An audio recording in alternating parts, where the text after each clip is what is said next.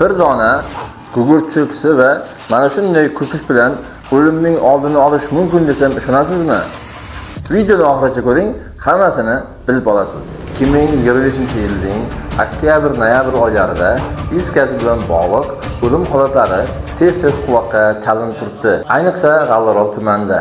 Men Murtazayev Faxriddin, G'allaorol tuman gaz ta'minoti bo'limi xodimiman va blogerman. Gazchi sifatida sizlarni ogohlikka chaqirish mening vazifam.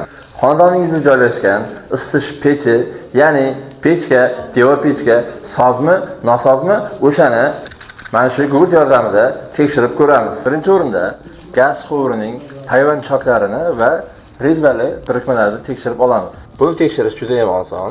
Bizga baklashka va bunga suv quyib ko'pik tayyorlab olamiz.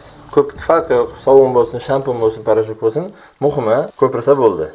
Xo'p, tekshirib ko'ramiz.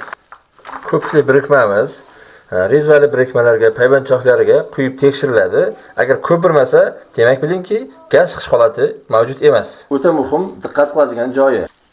Yoqamiz, olovni mana shunday pechkani techiga olib kelamiz. Olov yonishi ichkari yonyaptimi? Demak, pechka soz. Agar olovimiz, alangamiz to'g'ri yonsa, demak bilingki, bu pechkaga usta kerak. Olov bu tarafga yonadigan bo'lsa, bilingki, bu pechkani buzdirib, boshqatdan qurganingiz yaxshi.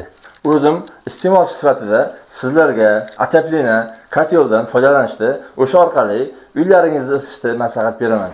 Azizlar, sizning shirin joningiz o'zingizga shirin. Mana shu videomizda kimning uyida mana shunaqa isitish pechlari bo'lsa, o'shalarga tashlab qo'yamiz. Videoga like bosib, o'z fikrlaringizni kommentariyada yozib qoldiramiz.